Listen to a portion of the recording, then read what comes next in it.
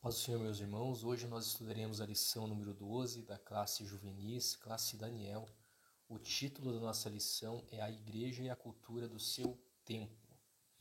Então, o nosso texto bíblico encontra-se na carta de Paulo aos Romanos, capítulo 12, do versículo 2, onde a palavra de Deus nos diz: E não vos conformeis com este mundo, mas transformai-vos pela renovação do vosso entendimento, para que experimenteis qual seja a boa, agradável e perfeita vontade de Deus. E não se conforme com este mundo pode ser entendido com o estado atual das coisas entre judeus e gentios, os costumes e modas das pessoas que então viviam, particularmente os gentios que não tinham poder nem forma de piedade. Este mundo, este estado peculiar das coisas, é o único objetivo. E o apóstolo os adverte contra os usos revividos que Cristo havia abolido. Essa exortação ainda continua com força total. O mundo que agora este estado atual das coisas, é tão contrário ao espírito do cristianismo genuíno quanto o mundo era então. Orgulho, luxo, vaidade, extravagância no vestuário e vida tumultuada prevalecem agora, como antes, e são tão indignos da busca de um cristão quanto prejudiciais à sua alma e odiosos à vista de Deus. No comentário bíblico de Adam Clarke, diz o seguinte: quanto a sejam transformados, quer dizer sejam metamorfoseados, transfigurados, apareçam com novas pessoas e com novos hábitos, pois Deus lhe deu uma nova forma de adoração para que sirvam na novidade do Espírito. A palavra implica uma mudança radical, completa e universal, tanto externa quanto interna. Mostra-nos a força desta palavra quando usada no sentido moral.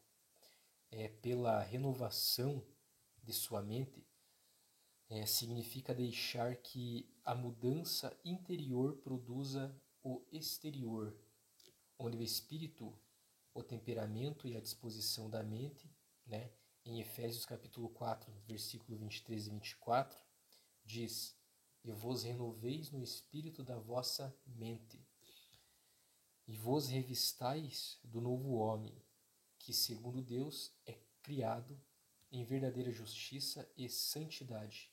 Uma mudança externa é apenas de pouco valor e de curta duração. Quando diz ali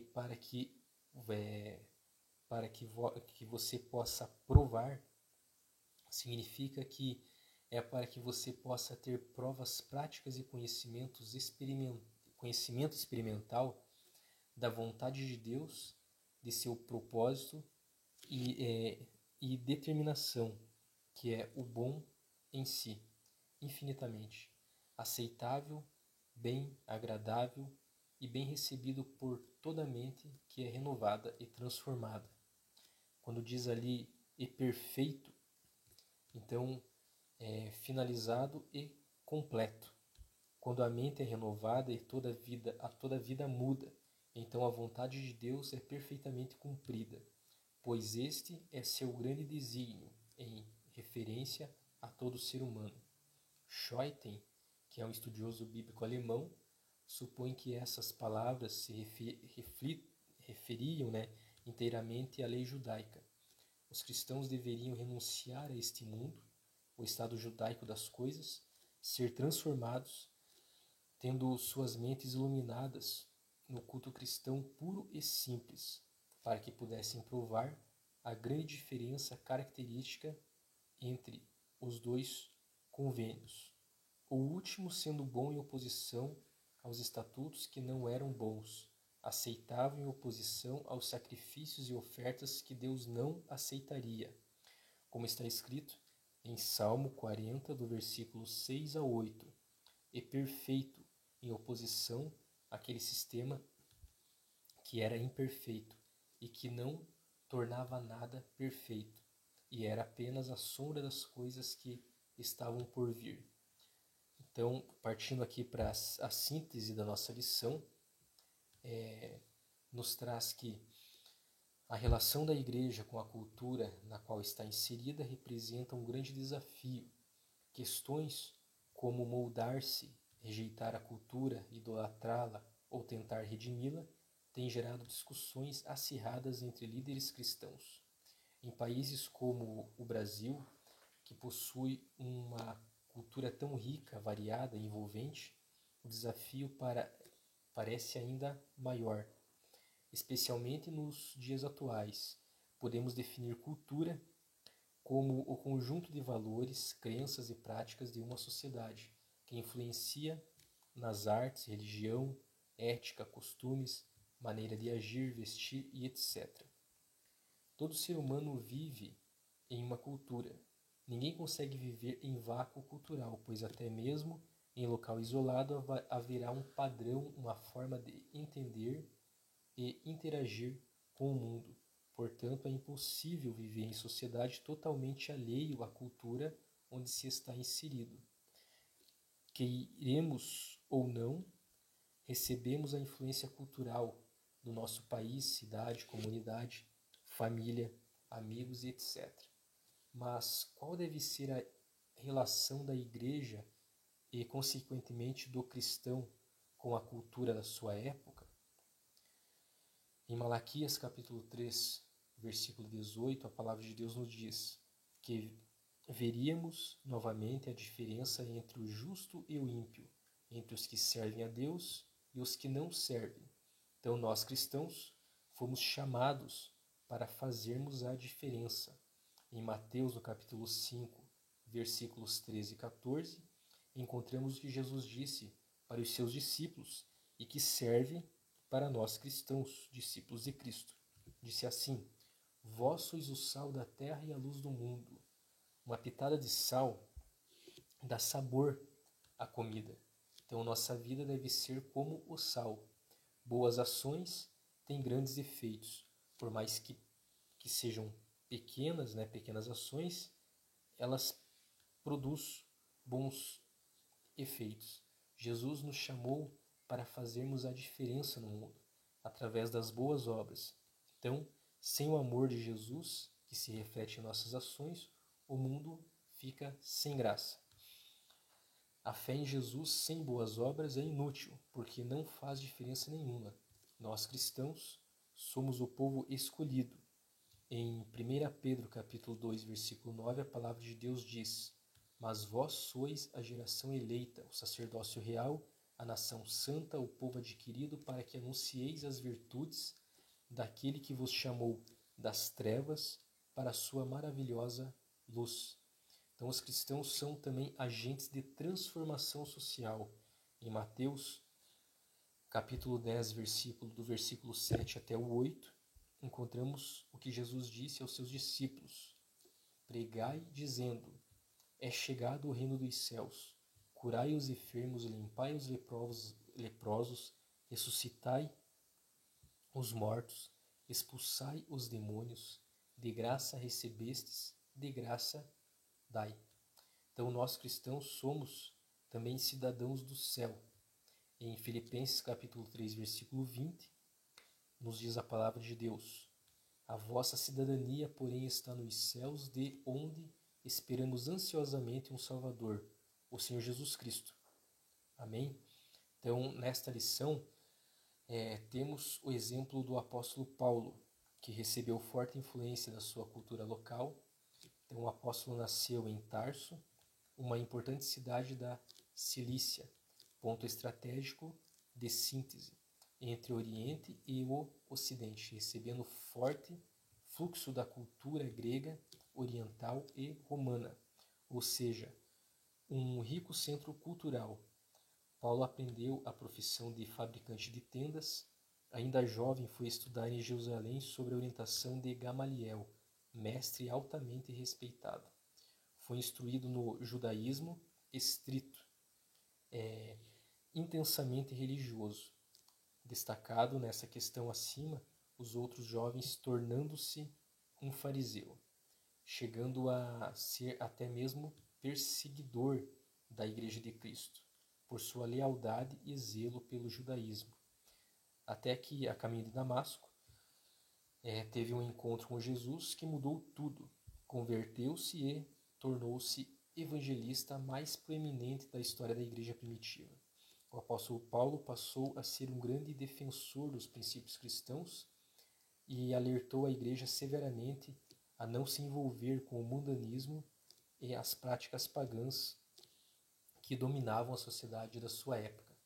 Porém, ele também mostrou com suas atitudes a importância de se contextualizar com a cultura vigente, de interagir bem com a sociedade, influenciando-a com o viver cristão, para ganhar assim muitas almas para Jesus. Na primeira carta de Paulo aos Coríntios, o capítulo 9, do versículo 19 ao 23, Paulo escreve que, sendo livre para com todos, fiz-me servo de todos, para ganhar ainda mais, e fiz-me como judeu para os judeus, para ganhar os judeus. Para os que estão debaixo da lei, como se estivera debaixo da lei, para ganhar os que estão debaixo da lei. Para os que estão sem lei, como se estivera sem lei, não estando sem lei para com Deus, mas debaixo da lei de Cristo, para ganhar os que estão sem lei. Fiz-me como fraco para os fracos, para ganhar os fracos. Fiz-me tudo para todos, para, por todos os meios, chegar a salvar alguns. E eu faço isso por causa do Evangelho, para ser também participante dele. Então, nós cristãos fomos convocados a ser transformadores das estruturas sociais, servindo assim mais fielmente ao intento de Cristo. Isto é, ao mesmo tempo em que permanecemos no mundo e o mundo evangelizamos, também não tomamos a forma dele, mas o transformamos. Então, a missão de evangelizar recebida e assumida por Paulo voltou-se para um público bastante heterogêneo, principalmente do ponto de vista cultural. As comunidades fundadas pelo apóstolo eram marcadas pela presença de judeus e, sobretudo, de gentios. Paulo possuía a convicção de que foi chamado para uma missão especial voltada, acima de tudo, aos gentios. A diversidade de pensamentos e convicções próprias das cidades onde Paulo atuou, dentro do Império Romano, exigiu dele um método que levasse em conta as diferentes convicções e práticas religiosas. Partindo dessa realidade, Paulo tinha uma meta a atingir, ou seja, levar as pessoas a Deus por meio de Cristo, Jesus Cristo, né? Então, essa tarefa, no entanto, não foi nada fácil. Ele precisou adaptar-se às diversas circunstâncias que encontrou. Os centros urbanos, onde Paulo anunciava o Evangelho, tinha a marca muito forte da pluralidade cultural. Um exemplo claro disso era a cidade de Corinto, uma das maiores cidades da época de Paulo. Então, com um enorme fluxo de pessoas, principalmente estrangeiras. A existência de 2 portos em Corinto, os portos de Cencreia e Laqueu, reforçavam essa mobilidade social e cultural da cidade. Nela, praticava-se diversos cultos a diversas divindades. O fenômeno do politeísmo era parte integrante e muito comum na cultura greco-romana, cuja religiosidade estava presente em todos os âmbitos sociais, embora predominasse o espírito grego.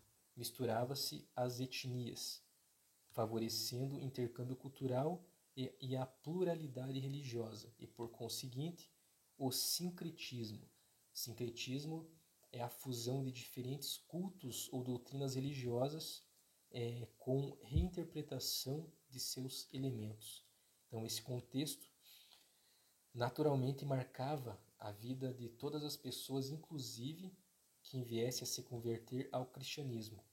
A maioria dos cristãos de Corinto, na época de Paulo, era oriundo do mundo gentílico e cultivava práticas religiosas de acordo com o costume local, embora tivessem que mudar de prática após a conversão. Mas isso foi um processo lento de mudança de mentalidade. Embora alguns já conhecessem o judaísmo, precisaram mudar de vida. Então, como aprendemos com o próprio apóstolo Paulo, não podemos ignorar a cultura, nem tampouco demonizá-la. O cristianismo missional conversa com as diferentes culturas, usando-as como ferramentas de contextualização para melhor levar o Evangelho. Claro, sempre rejeitando valores culturais que se opõem a ele. Então Jesus não pediu que nos alienássemos ou nos isolássemos.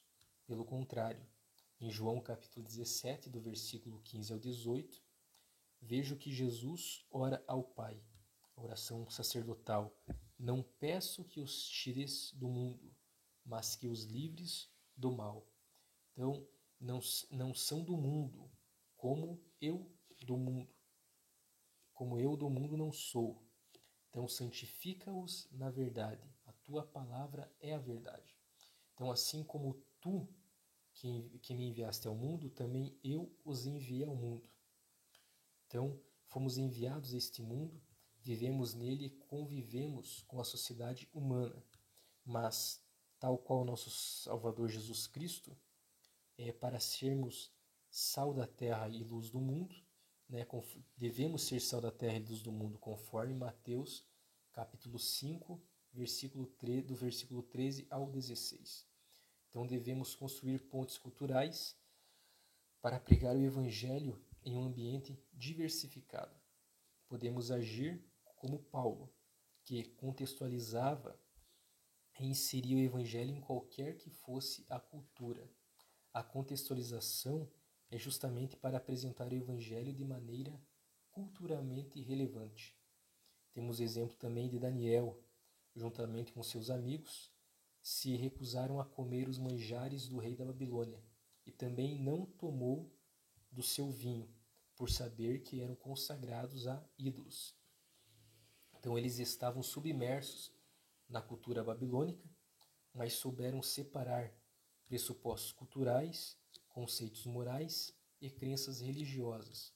Então, conforme podemos ver em Daniel, capítulo 1, versículo 8, Então, do mesmo modo, o Evangelho não é apenas um agente passivo e submisso à cultura, mas um agente transformador.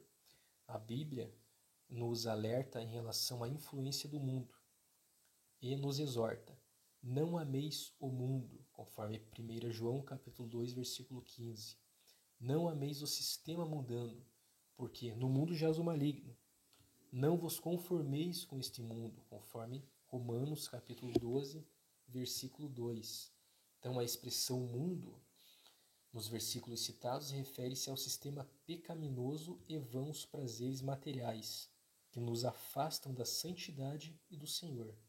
Em muitos casos, esse sistema pecaminoso é disseminado como se fosse uma simples característica artística ou uma manifestação cultural do país, como, por exemplo, o carnaval, as festas juninas, a própria corrupção, entre outros. A Bíblia mostra as razões por que não devemos amar o mundo. Então, quais são as razões? Amigo do mundo é inimigo de Deus. Não sabeis vós que a amizade do mundo é inimizade contra Deus? Portanto, qualquer que quiser ser amigo do mundo, constitui-se inimigo de Deus, conforme Tiago, capítulo 4, versículo 4. Diz ainda: se alguém ama o mundo, o amor do Pai não está nele, conforme 1 João, capítulo 2, versículo 15. Nada do sistema mundano vem de Deus, porque tudo o que há no mundo, a concupiscência da carne, a concupiscência dos olhos e a soberba da vida, não é do Pai, mas do mundo, conforme 1 João, capítulo 2, versículo 16. O mundo é passageiro, e o mundo passa, e a sua concupiscência, mas aquele que faz a vontade de Deus permanece para sempre, conforme 1 João, capítulo 2, versículo 17. Então não podemos nos conformar com este mundo, nos assemelhando a pessoas que ainda não conhecem a Cristo, sem a salvação comprada por Ele, para nós, com seu próprio sangue. Então o sistema pecaminoso do mundo é um inimigo que pode ser vencido quando usamos a nossa fé, conforme consta lá em 1 João, capítulo 5, versículo 4. Então o cristão, ele deve ter cuidado em não absorver coisas malignas da cultura na qual está inserido. Toda cultura, por mais interessante e civilizada que seja, traz valores pecaminosos, crenças equivocadas, práticas iníquas que se refletem na religião, na ética, nos costumes, na arte, na música, na literatura e tudo mais que a compõe. Perdão. Então, o que no seu país, estado, cidade, família, escola, roda de amigos é considerado algo comum, natural, mas você sabe que é contrário ao amor e à santidade pregados por Jesus, né? Essa é uma pergunta, né? O que está errado? Você sabe que é errado, vai contra o que é pregado, né? Então, deve sempre se fazer essa pergunta e adotar uma contracultura cristã, baseada nos princípios da palavra de Deus. Amém? Deus abençoe a cada um de vocês e até a próxima.